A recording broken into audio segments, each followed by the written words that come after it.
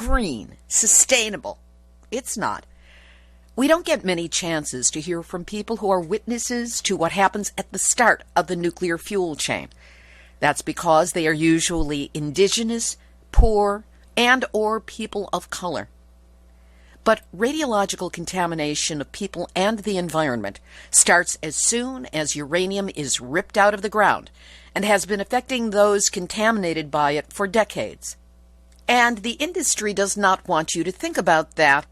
They want you narrow-focused on energy generation only.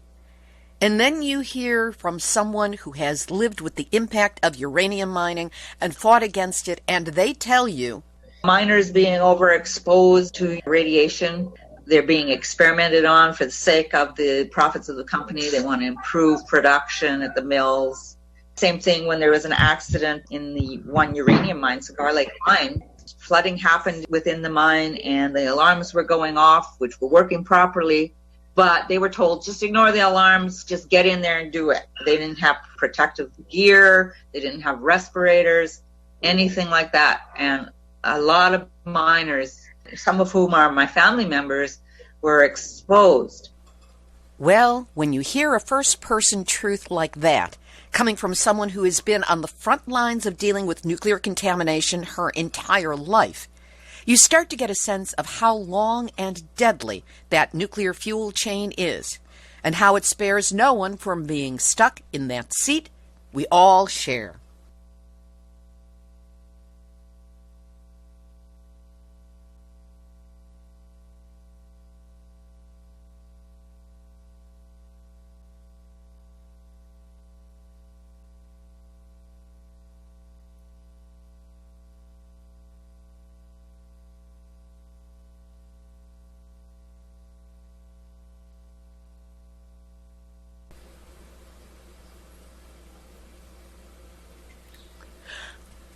Welcome to Nuclear Hotseat, the weekly international news magazine keeping you up to date on all things nuclear from a different perspective. My name is Libby Halevi. I am the producer and host, as well as a survivor of the nuclear accident at 3 Mile Island from just 1 mile away. So I know what can happen when those nuclear so-called experts get it wrong. This week, we share experts from the UK's Stop New Nuclear webinar on uranium-impacted communities, Indigenous peoples' nuclear issues from around the world. We'll hear from Candyce of the English River First Nations in northern Saskatchewan, Canada, Leona Morgan of the Dineh people of Arizona and New Mexico, and Ashish Birulee of the traditional Adavasi people from India. We will also have nuclear news from around the world, numbnuts of the week for outstanding nuclear boneheadedness, and more honest nuclear information than can be stopped by presidential executive order. All of this coming up in just a few moments. Today is Tuesday, May 7, 2019, and here is the week's nuclear news from a different perspective. Starting here in the U.S., where the Nuclear Regulatory Commission has cited Holtec International, the company looking to buy Pilgrim Nuclear Power Station, with 2 violations related to canisters it manufactured to store radioactive spent fuel. One relates to a design change in the 4-inch stainless steel bolts used to help keep the casks in their place in their 18-foot storage canisters. 4 canisters with broken bolts were loaded at San Onofre with no way to remove them before the problem was discovered.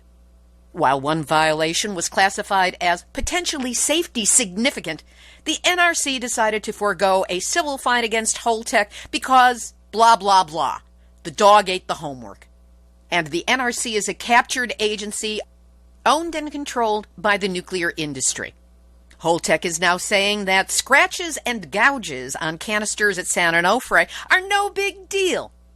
Even though in its final safety report filed with the NRC, Holtec said there is no risk of scratching or gouging. Holtec's solution to being caught with their pants down and lying about the canisters? The company has decided to resolve the issue by changing the wording, eliminating any references to risks of scratching, and instead saying the canisters, quote, may come in contact, end quote, with some features of the enclosure. According to Torgan Johnson of the Del Mar-based Samuel Lawrence Foundation, in any engineered system, if you have metal-to-metal abrasion that wasn't intended, you have a defective system, and that system needs to be recalled. Clearly, we have a defective system here, and may soon in Massachusetts. Meanwhile, we've learned that Holtec is selling double-sided, thicker canisters to store the waste in Chernobyl. Why can't we get that here? Maybe it's because, typically for the industry, California's three big major utilities spent at least $1.3 million lobbying state government in just the first 3 months of 2019. And a major portion of that was regarding Southern California Edison dealing with San Onofre and Pacific Gas and Electric dealing with Diablo Canyon. The flood stage for the Mississippi River continues to rise, putting in jeopardy once again Cooper Nuclear, which is just south of Omaha, Nebraska on the Missouri River, and in North St. Louis, the buried World War II nuclear weapons waste, illegally buried nuclear weapons waste at the Westlake landfill. There is danger that there may be flooding there, which would further spread contaminants. And for a great example as to how the nuclear industry gets away with manipulating their information, here's Nuclear Hot Seat, Nuclear Hot Seat, Nuclear Hot Seat, none that's out a week. The soul-dead cubicle drones who flog out articles pro-nuclear no matter what the source material says really worked overtime on this one.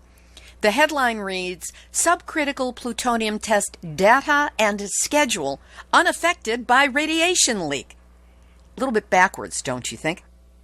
Now, according to the National Nuclear Security Administration, or NNSA, in subcritical plutonium tests, they explosively compress plutonium without causing a large nuclear explosion.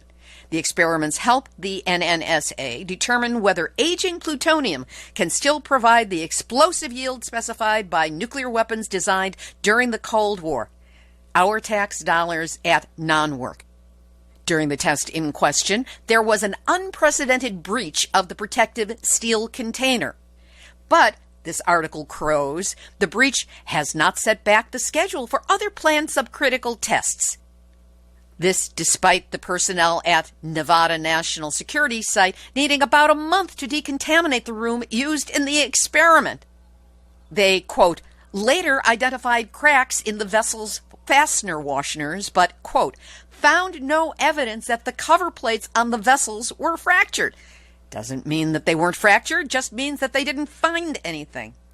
Then we learn that the contractor inspected the vessel visually, but did not do any further tests, quote, to avoid the risk of releasing more radioactive material.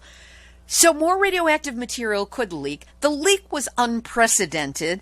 There are fastener washers that were found to be cracked, but they're not looking any further into it because, phew, the test data and the schedule remain unaffected. And that's why whoever's behind this test, this decision, and this story, all of you are this week's Nuclear Hot Seat, none that's out a week. In Spain, that country's main electricity providers have reached an agreement to extend the life of the country's oldest nuclear plant until its planned closure between 2027 and 2035. Good luck with that. A new study of 22,000 Russian atomic workers has established a statistically significant correlation between hypertension, meaning high blood pressure, and chronic low-dose radiation exposure, where the cumulative radiation dose is the governing factor. Prolonged exposure to low-dose radiation may increase the risk of heart disease and stroke. And we will link to an article, Nuclear Power Stations Discharge Radioactive Carbon, produce carbon during the entire fuel chain, and are not carbon-free. It's from Mining Awareness, and we will have it up on our website, nuclearhotseat.com, under this episode, number 411. We'll have this week's featured speakers in just a moment, but first, let's face it. Most mainstream media pays only fleeting attention to a story about nuclear anything when it bobs to the top of the news cycle. That's why you and so many others who want to be in the know Turn to Nuclear Hotseat for your news about all things nuclear.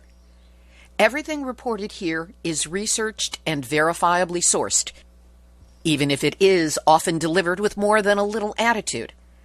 Nuclear Hotseat presents nuclear stories with continuity and context, supported by interviews with genuine experts, women and men who do not go along with the radioactive industry's party line, and they've got the experience and the footnotes to prove what they're saying. In order to provide you with this information every week, we incur costs, and without your support, Nuclear Hotseat would not be able to continue following this onslaught of nuclear madness. So if you're grateful for the news, background information, and insights you get from the show, please help us keep going. Do so by making a donation. It's easy. Just go to nuclearhotseat.com and click on the big red donate button. For those of you on a budget, and is there anyone out there who isn't these days? We have set up an easy, inexpensive way for you to help us out. You can buy Nuclear Hotseat a monthly cup of coffee. Send the show a monthly $5, the equivalent of a cup of coffee and a nice tip to a barista, but trust us, we won't be buying any overpriced coffee. Your donation will be helping us meet the show's many expenses. Making that sustaining donation is a snap. Just click on the big green donate button at nuclearhotseat.com. Please, do what you can, and know whatever you do to help, I am deeply grateful that you're listening and that you care. Here's this week's feature. Last week, the UK group Stop New Nuclear, spearheaded by activist and former Nuclear Hotseat interviewee Nikki Clark, put together a webinar on uranium-impacted communities. This featured Indigenous nuclear activists from around the world. The full webinar is well worth your time and attention. Here, we bring you the 3 key leaders who spoke on how uranium mining and other nuclear issues have played out in their traditional communities. First, we hear from Candyce Paul.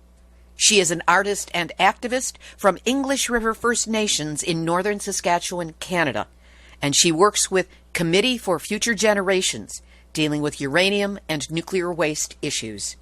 We've had uranium mining in Saskatchewan, Canada for 60 years, and it's all in our northern Dineh territory. Our entire territory is being explored for uranium, has had more than 40 legacy mines that were never cleaned up properly. We have 1 active mine and 2 on shutdown right now. But we also have licenses for 3 more mines to open up, applications that are coming through. And at the same time, we have our government trying to erode the environmental protections in our country. The uranium mining has had a lot of impact on our territories. It's right now, the Key Lake Mine and Mill has a uranium spill that got into the groundwater, and the regulator doesn't even force Cameco to have a prevention. It went through a floor in the mill where the most toxic and radioactive materials are dealt with. It corroded and absorbed into that concrete floor, and when they should have had an impermeable floor. So this is some of the stuff we deal with here. Miners being overexposed to radiation. They're being experimented on for the sake of the profits of the company. They want to improve production at the mills. Same thing when there was an accident in the one uranium mine, Cigar Lake Mine. Flooding happened within the mine, and the alarms were going off, which were working properly. But they were told, just ignore the alarms, just get in there and do it. They didn't have protective gear, they didn't have respirators, anything like that. And a lot of miners, some of whom are my family members, were exposed. Cameco is the 2nd largest producer of uranium in the world, and they have mines here in the US, in Kazakhstan, and in Australia. And they just do whatever they want, basically. The food chain in our north, our people are still really dependent on natural foods from the land, the moose, the caribou, the fish, the berries, the medicines. All of these things are being altered by the exposure to radiation. I don't think there's a moose or a caribou or a fish that ever asked Cameco to mess with their DNA. And the same thing is happening to our people. Cancer rates are starting to soar. Diseases like lupus, multiple sclerosis, kidney disease are all on the rise up here. These foods that we depend on were the healthiest foods on the planet. Our people used to live into their hundreds. Now they're starting to die in their 30s, 40s, 50s. Or they're suffering from cancer and getting cured, so that doesn't count and by their standards. And this is what I see about the uranium industry is, and the whole nuclear industry is they don't care if you got cancer, if they can donate a little bit of money to cancer research, MS research, which Cameco is big on. They donate to all of those things. Kidney disease, the renal clinic for the province is in Cameco's sponsorship.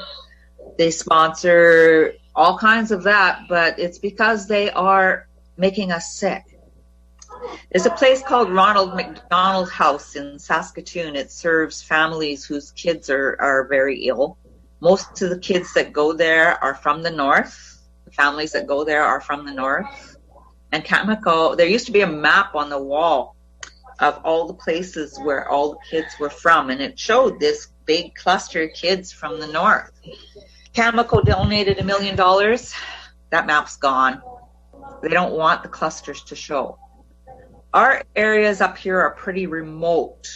Some of the places don't even have roads except in wintertime, and the roads are really rugged.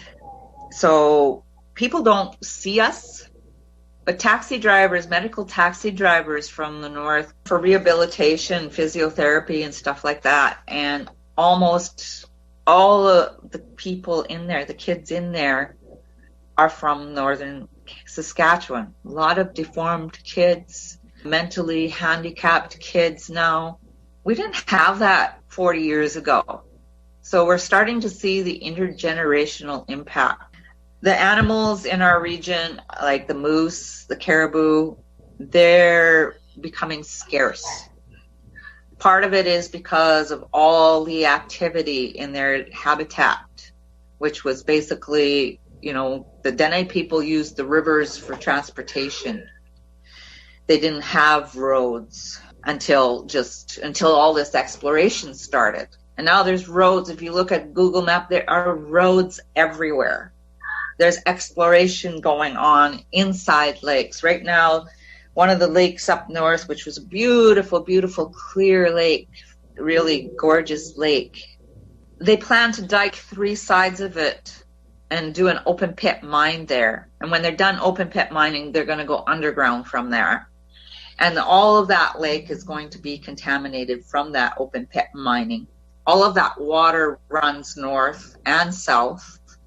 It's like the government of Canada has made it okay to turn a lake into a tailings pit. They just rename it. It's a tailings pit. It's no longer a lake. Recently in British Columbia, there was not a uranium mine, but there was a big tailings dam spill a few years ago. And there have been absolutely no consequences on that company or that industry. So our expectations of being protected in this environment are nothing. We have a whistleblower hotline, our phone. People call in, workers call in about things that they've been made to do up at the mines that go against all environmental regulations. They've been made to bury things in the muskegs. Muskegs are kind of swampy areas. They're like big sponges. There's water in them and under them. They've been made to bury radioactive and toxic materials in those muskegs. They're made to fudge the numbers, fake the numbers when there's over contamination that's going into the effluent waters, into the systems. Cameco pays for a lot of research at the University of Saskatchewan, millions and millions of dollars. They call it their lab. We've gotten hold of some of that research, and it shows that the smallest, the tiniest of the flora and fauna are being impacted. Now, if it's affecting the tiniest because they've got to quick turnaround in their life cycles compared to a moose, compared to a human. It's affecting everything. So what we're seeing is going to compound over generations. It's going to affect our ability to thrive, our children's and grandchildren's ability to thrive. We feel we have a story up here. We've known about uranium forever. There was an old grandmother. She was walking a trail with her granddaughter, and up ahead she saw a black rock sticking out of the ground, and she gasped, and she ran and sat herself down on top of that rock. And she told her granddaughter, tell the people, tell the family, tell everyone, never come here. This rock was never supposed to come out of the ground. It's supposed to be in the ground to control the thunder beams, to control the climate. They've been digging this out 60 years. Now we're seeing impacts everywhere around the world. The world was actually becoming less radioactive over the last millions and millions of years. And since they started breaking these atoms, decreating the world, decreating the building blocks of this world, we're becoming more radioactive again. And then there's the insanity of having world leaders in place that want nuclear weapons and want to use them as a threat even. It's so absolutely wrong. This world needs our protection. Our future generations need our help. Masicho. That was Candyce Paul, an artist and activist of the English River First Nations in northern Saskatchewan, Canada. She works with the group Committee for Future Generations, and we will have a link to that up on our website, nuclearhotseat.com, under this episode, number 411. Leona Morgan is of the Dineh people, in what the Western world thinks of as Arizona and New Mexico. She works with a multitude of groups, including Hall No. At one point in her presentation, she refers to a map, and we have it posted on our website so you can follow along with what she's saying. Here's Leona Morgan. Good morning. Dineh, Leona Morgan Yinshep. I have been doing work on uranium mining for about 12 years now. Maybe a couple years I took a break, but not until 2012 I learned about the nuclear fuel chain. And I met Candyce and Ashish. I met both of them in 2015 at a gathering of activists in Quebec City, Quebec. And this was a really good gathering. And I think the beginning of my interest in talking to folks internationally. So everything Candyce said, I love hearing Candyce speak. And I just heard a recording. I recorded Candyce and some other speakers at this conference last summer talking about mining. And so the story of mining in Indigenous communities is usually the same story. You have the companies come in, you have whatever they're taking out, they make money, and we get left with the mess. We get left with the health problems and the sicknesses, and often the mess is not cleaned up. So we're left with not just contaminated mine sites, but contamination to our water and our sacred places and everything Candyce said. It's also happened down here in New Mexico. Increased cancer rates, issues with reproductive health, and we don't know what will happen in the future. There's not a lot of studies between uranium mining and cancer, but there's a couple studies happening here in New Mexico. One study it's called the Navajo Birth Cohort Study, and I can send some links to Nikki if people are interested. But one of the most shocking findings is that women who live near abandoned mine sites and are exposed over long periods of time to low-level ionizing radiation are seeing impacts to their children.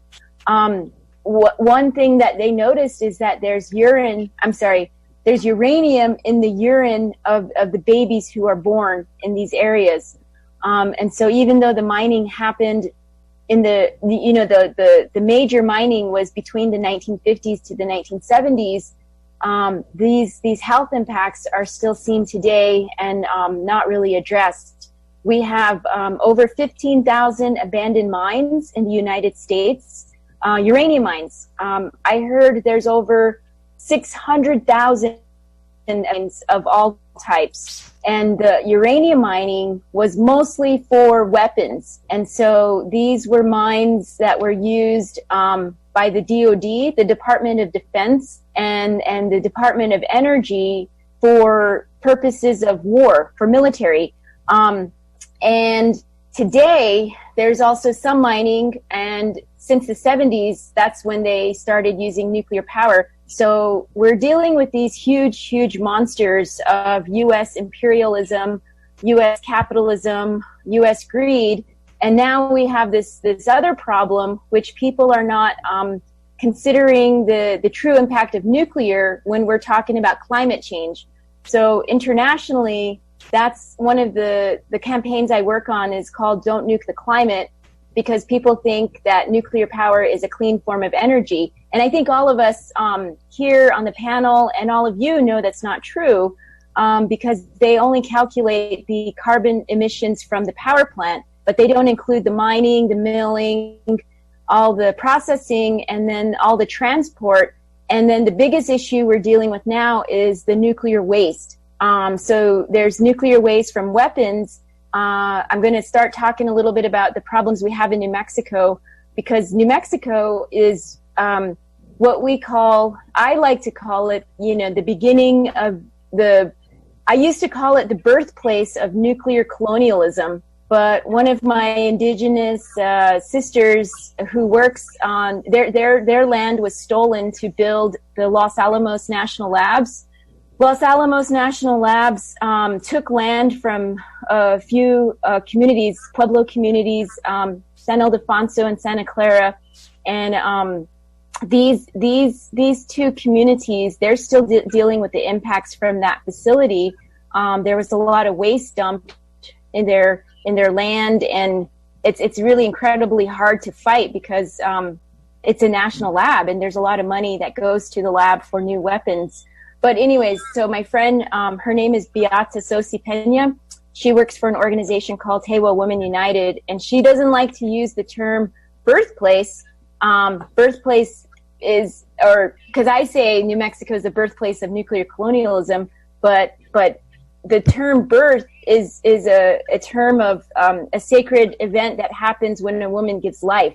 So she doesn't like us to say anything about, birthing the bomb and things like that, because it's really, we're comparing it to this sacred thing when really these are mechanisms of death and destruction. So that's just a little story I shared from her, because they work on issues of reference man. So their community is dealing with the impacts to the women, and they're really focused on women's health, because as we know, radiation hurts women and children and the unborn more than the standard that was created by the International Atomic Energy Agency, which is called reference man.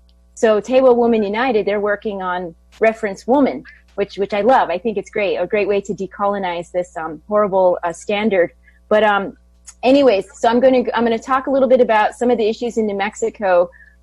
Just like Los Alamos National Labs, we have Sandia National Labs. So in New Mexico, we have two facilities. We have many facilities. I'm not going to be able to talk about every single one of them.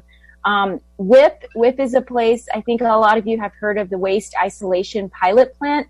WIPP was supposed to hold transuranic waste, so waste that has plutonium in it, for 10,000 years. And within the first 20 years, in less than 15 years, there was already a fire and a huge radiation leak. And so WIPP is the only deep geological repository in the United States, but it's for transuranic waste. And only 15 miles, a drive about 15 miles, but as the crow flies, about 12 miles northeast of WIPP, they're proposing what's called a high-level temporary waste dump. So this is, we call it CIS, Consolidated Interim Storage, meaning this is going to be a waste dump for all the waste from nuclear power plants across the country, but only temporarily for 100 years. I'm going to try to share a picture here on my screen. If you guys can see it, we have this. Can you see the? No. Can you see the image of the United States with all the mining? Yes. With all the okay. So this is these are all the power plants in the United States, and right now the biggest fight we have is that there's no permanent place to put the waste. Yucca Mountain was one site that they identified, and we know Nevada will never let that happen. The state of Nevada has fought Yucca, which is also on indigenous lands, on Shoshone lands, where they did over 1,000 test bombings of nuclear weapons. So it's a very contaminated place, but it's also on a very unstable land. So anyways, Yucca is not going to ever be built. And so the United States is saying, well, let's take it to New Mexico just until we figure out what we're going to do with it until we have a permanent place. So it's only temporary for 40 years, but that can expand to 120 years. And we know if they move it here temporarily, it could possibly become permanent. And so we don't believe the United States and the company that this is only temporary. So there's I don't know if you can see my cursor. There's two sites. One is from a company called a proposal from Holtec International, and then another proposal from a company called Waste Control Specialists. These two sites are 40 miles apart. So yes, this is one of the biggest fights. And okay, how do I unshare my? So I'm going to try to unshare this now. Okay, can you guys see me now? Okay, my time is basically up. But if you can see, I'm going to show you guys. This is what the map looks like. So you can see Holtec. This is New Mexico, and then WIP is right there. That's already a waste dump. This is a low-level waste dump, and we're fighting the largest waste dump that they're proposing for all the waste from all the power plants in the whole country. So in New Mexico, we're dealing with the past uranium mines, the abandoned mines. We're dealing with Obama signing $1 trillion, a couple trillions of dollars to go into the nuclear modernization of all the weapons for the next 30 years. And for people like my friend I talked about, they're near Los Alamos. This is just an incredible fight. They're dealing with the building of more plutonium pits, and so we're constantly trying to deal with what was left behind. And yet there's more and more that are things that are happening. There's no mining in New Mexico, but there is some mining in the United States of uranium. And so in New Mexico, we're fighting this nuclear waste dump, and then also proposals for new mining on one of our sacred mountains. So that's just a little bit about all the fights. Leona Morgan of the Dineh people. You can learn more about the work that she and her group are doing at the Facebook group Halt Holtec. Of course, we will link to it. And we will also have a link up to the Navajo birth cohort study, so you can find out more specifically exactly what health problems the babies of the Dineh people are facing. The third speaker was Ashish Birulee of the traditional Adavasi people from Jarkhand in India. The strictures he talks about in certain areas of India against doctors accurately diagnosing and treating victims of radiation exposure is downright horrifying. Give a listen. And I'll stop there and give.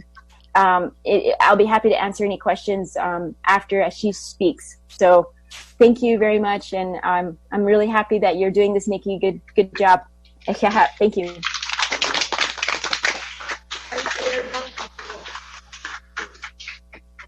Hey, Ashish. My time starts now? Yeah. Yes. Yeah. So in India, from where I belong, I said that it's the first uranium mining in India. So uranium mining started since 1967. And the villagers in Jaduguda, it took almost 30 years for them to realize that it is very dangerous for them. So in my community, we indigenous people, first of all, we are afraid of people who say that if any projects come, they say good things about us. So we have a proverb in indigenous community that whoever talks good about indigenous are the most dangerous people, because everything started by saying that they are going to bring employment, they will change lifestyle of indigenous community. So all these things are very good in listening, but in fact it's very dangerous. The project which they bring and the future which will destruct the lives of indigenous, it's very dangerous. So it took 30 years. So there were no authorities that will aware us about these problems. So people had their own experience. Like my own grandfather was an employee in the uranium mine. He suffered from lung cancer and he died before I was born. And my grandmother also died. So the thing is, yeah, I understand my grandfather died because he was an employee and there were possibilities that he was exposed to uranium mine. But how did my grandmother, how did she die? When asking some experts, they said that my grandfather used to bring his uniform, which he used to go in the mine, used to bring to home, and my grandmother used to wash those clothes. So my grandmother also was exposed. So there were no awareness that they were provided. And the thing is, we have uranium mining and we also have processing mill next to the uranium mine. And the waste which they are producing, they are storing in open near my village. Right now, I am just 500 meters from the telling pond, and the nearest villages are like 100 meters away from the telling pond. So the people are affected, and here the thing is, we have understood, like we have witnessed, like if you go 20 miles or 20 kilometers away from Jadugoda, there are no such problems. So our biggest question is why? So we have done lots of studies in Jadugoda, and when we do some independent surveys, health studies, and when we gather information, the uranium company or the government, they do a counter study that what studies we have done, they prove it wrong, saying that it is not liable, and every time they do the counter surveys. So it's and in India, the people, the majority, the villagers or the public, they believe that whatever government says, that is fact, and we as a normal people, what we say is false. So it's very difficult for us to convince people, because like if I raise a question and if I ask anything related to radiation, uranium mining, or everything, whole nuclear industry, they question us that who are you to question this? You are not an academic and you are not showing anything according to scientific basis. How can you say that these problems are because of radiation? So these are the basic problems, and yeah, we can the people who are very close to the telling pond.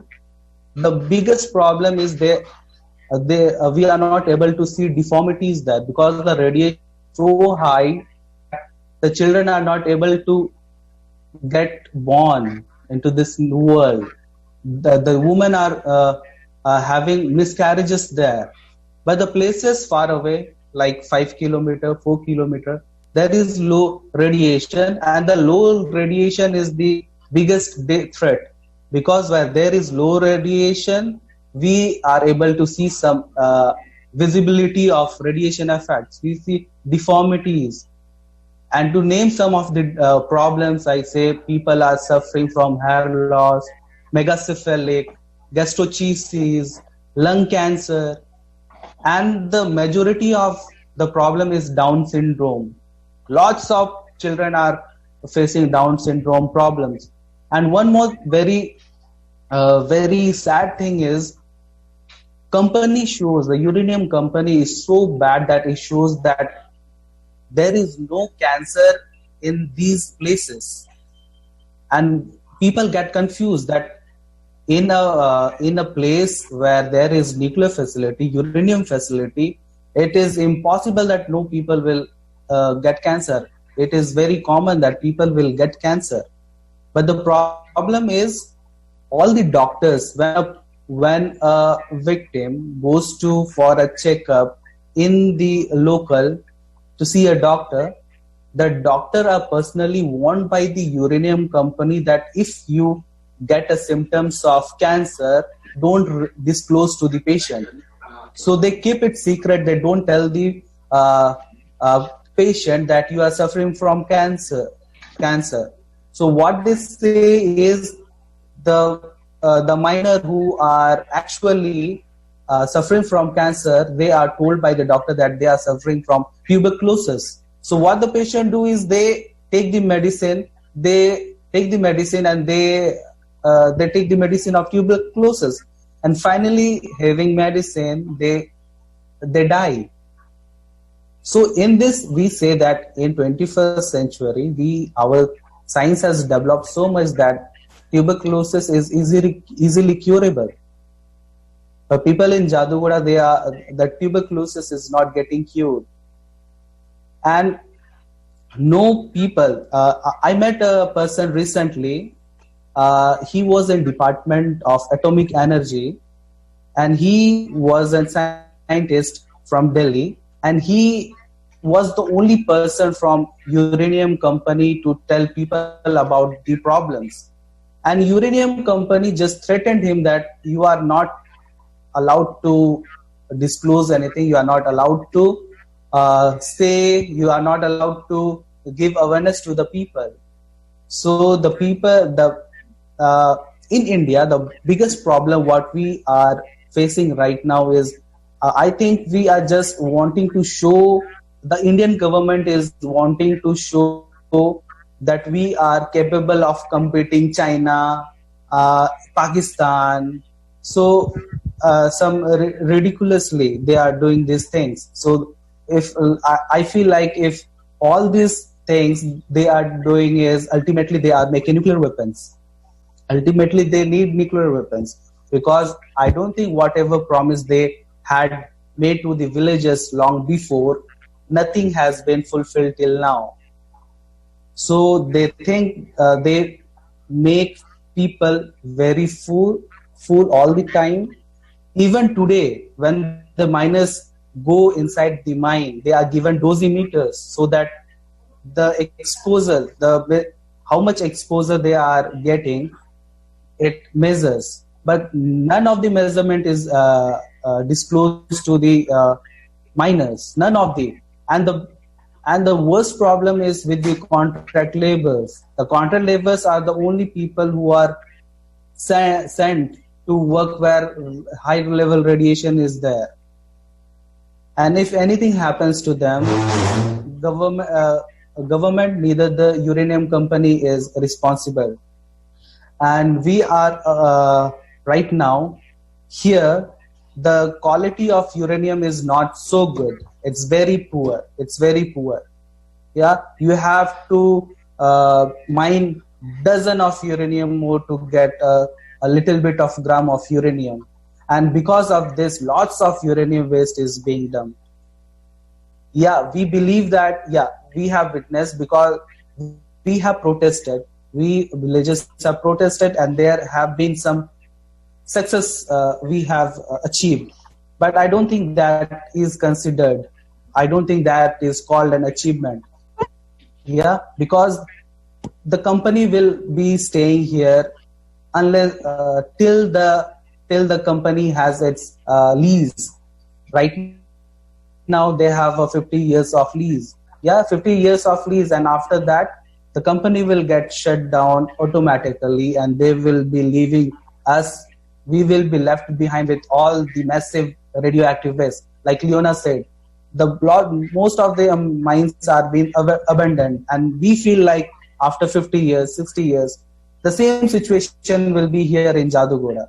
All will be abandoned, and nobody will be responsible. Nobody will be. We feel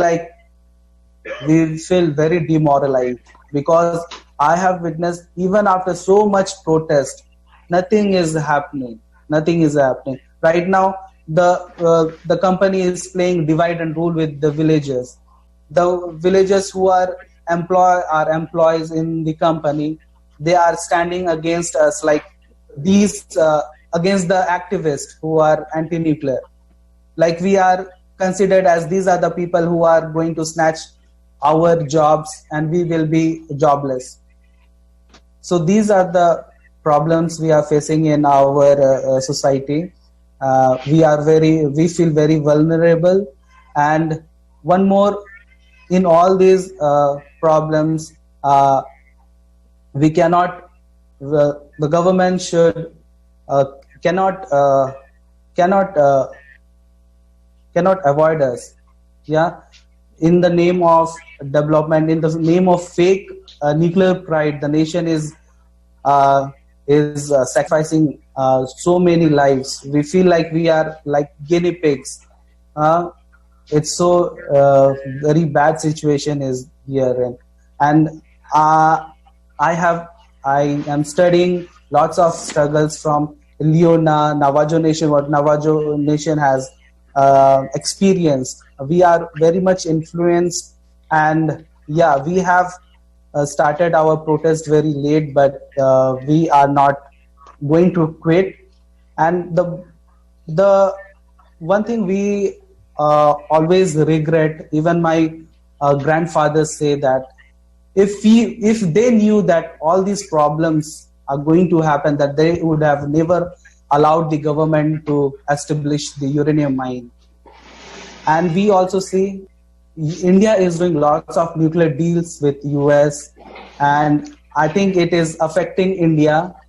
Lots of new nuclear facilities are being explored now, and it's getting increased year by year. Even after the protest, they are using force.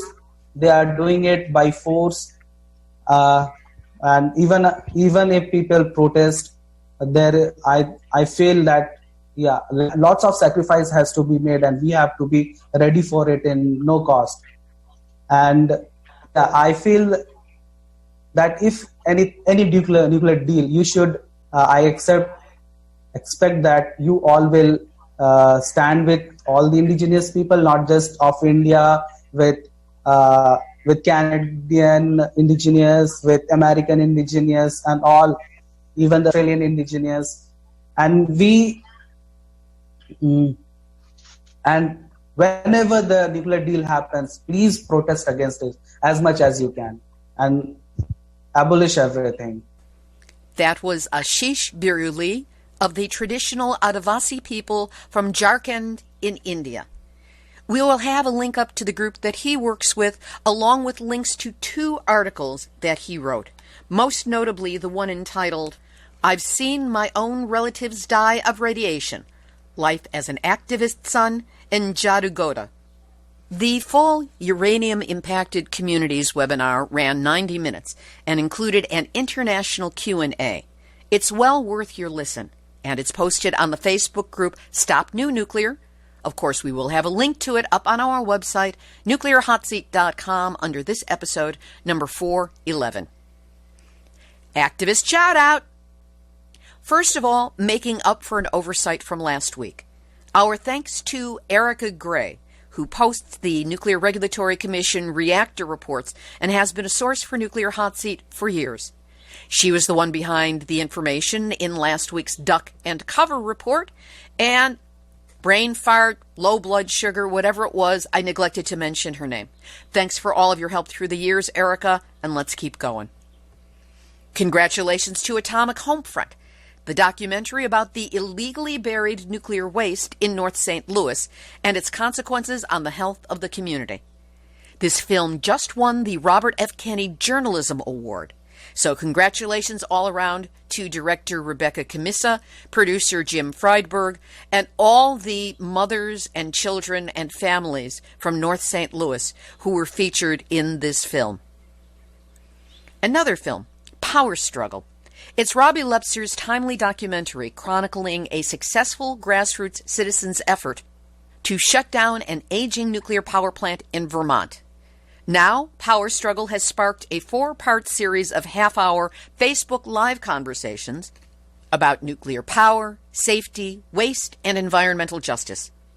The series airs on Free Speech TV during May on Wednesdays at 2 p.m. Eastern Time.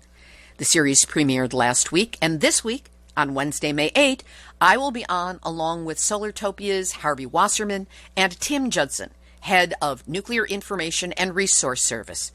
Again, that's 2 p.m. Eastern, 11 a.m. Pacific Time. Robbie Lepser will serve as moderator, and of course, everything will be available on Free Speech TV. Another link we will provide you, but join us live if you can. And regarding HBO's new series on Chernobyl, coverage of the first episode in mainstream media revealed naive TV reviewers gasping and showing their nuclear ignorance and surprise as to the severity of the accident and the fact that, can you believe it, governments actually cover up what happened in order to preserve their nuclear programs. Can you imagine? And of course, these reviewers are cleaving to what is put forth in the program as the IAEA, World Health Organization, Unskier party line, claiming this time, quote, at least 31 people died from Chernobyl. We've had school shootings in the United States that killed more than that. Chernobyl killed hundreds of thousands of people, according to the work done by Alexei Yablokov and the Nestorenkos in the book Chernobyl, Consequences of the Catastrophe for People and the Environment, and more recently, Kate Brown's superb book, Manual for Survival, which tracks hundreds of thousands of deaths as recorded in Eastern Europe medical archives. And Chernobyl is still killing people. So getting back to this HBO series, it's dramatic and it's powerful, especially to people who don't understand what it was or what it did. And it joins its voice to a chorus of high-profile ignoramuses, minimizing the ongoing ultimate health impact of that radiological disaster. So what else is new? Still, friends in the anti-nuclear community have told me that the film is worth watching, so if you enjoy it, let me know. Here's today's final thought, and it comes from Dr. James Muller. He is a cardiologist at Brigham and Women's Hospital in Boston, and a co-founder of International Physicians for the Prevention of Nuclear War, which won the Nobel Peace Prize in 1985. Now, recent events, such as the incendiary dialogue between the United States and North Korea, have prompted him to renew his anti-nuclear work. When asked why should doctors get involved with trying to prevent nuclear war, he said, "Part of the nuclear problem is the word that often comes up, unimaginable. And my doctor's contributions is to make the darn thing imaginable. You know, talk about the burned children that will result from the use of nuclear weapons, to make the point that this could happen." Regarding whether his activism in the 80s was heard, he said, yes, it was definitely heard. The number of nuclear weapons in 1985, the year we were given the Nobel Peace Prize, was about 60,000. Most of them belonging to Russia and the U.S. After that, there was a broad public consensus against the number of nuclear weapons, and the numbers began to fall. So many parts of the nuclear story are horrible to think about. But one wonderful thing is that, after 1985, they began to dismantle thousands of Russian and American nuclear weapons. We're down to 15,000 now, but that's from over 60,000. He pulled back from activism for a while, but has now become involved again. Why? Dr. Muller said, because we've made progress in numbers, but there are now 9 nuclear weapons states. There were 6 at the time. The weapons have spread to North Korea and Pakistan and India. Secondly, terrorism has gone up, and the terrorists want to get these weapons. And thirdly, we're building new types of nuclear weapons so that we can win a nuclear war. The Bulletin of the Atomic Scientists, which tracks nuclear risk, has said we're 2 minutes away from midnight. We're as close to nuclear war as we were in 1953. And why do we not see huge headlines about that? It's a hidden threat. You know, the environmental threat is in our face. We see the fires. We see the floods. The nuclear one, it's like a hidden dragon that's kind of hidden underneath the surface so you can't see it. It rears its head periodically. Our generation has lived through the Cuban Missile Crisis. We were within minutes of an all-out nuclear war with Russia. Then we had 1980 with the Cold War. And now we have Kim Jong-un and President Trump talking about fire and fury that will come with nuclear weapons. It's going to be there forever. This is a permanent problem for humanity. Each generation will have to solve it and contain it because of that. Dr. James Muller, co-founder of International Physicians for the Prevention of Nuclear War, from an interview with Deb Becker on WBUR in Boston. This has been Nuclear Hotseat for Tuesday, May 7, 2019. Material for this week's show has been researched and compiled from nuclear-news.net and our friend Sean McGee, deunrenard.wordpress.com and our friend Hervé Courtois, miningawareness.wordpress.com, Beyond Nuclear International, and the Nuclear Regulatory Commission. Thanks to all of you for listening, and a big shout out to Nuclear Hot Seat listeners and followers around the world. 123 countries you are in. You are on 6 continents, and we are counting. If you haven't already done so, go to our Nuclear Hot Seat Facebook page, like it, share it, respond to a post. If you leave a comment, I'm getting much better about getting back to you, and we'll start a dialogue. All 410 of our back episodes are up at nuclearhotseat.com and available for your perusal. And I always forget to tell you about my book, so I'm not going to do that now. It's called Yes, I Glow in the Dark, 1 Mile from 3 Mile Island to Fukushima and Nuclear Hotseat, and you can find it on Amazon. It's a really good read. Now, if you have a story lead, a hot tip, or a suggestion of someone to interview, send an email to info@nuclearhotseat.com. And if you appreciate weekly verifiable news updates about nuclear issues around the world, take a moment to send a donation of any size to nuclearhotseat.com. We will really appreciate your support. This episode of Nuclear Hot Seat is copyright 2019, Libby Halevi and Heartistry Communications. All rights reserved, but fair use allowed as long as proper attribution is provided. This is Libby Halevi of Heartistry Communications, the heart of the art of communicating, reminding you that the last thing anyone who opposes nuclear wants to be able to say is, I told you so. Let's not go there. So there you have it. You have just had your nuclear wake-up call. Now don't go back to sleep, because we are all in the Nuclear Hot Seat. Nuclear hot seat. What are those people thinking? Nuclear hot seat. What have those boys been drinking? Nuclear hot seat. The corium is sinking. Our time to act is shrinking, but our activists are linking. Nuclear hot seat. It's the bomb.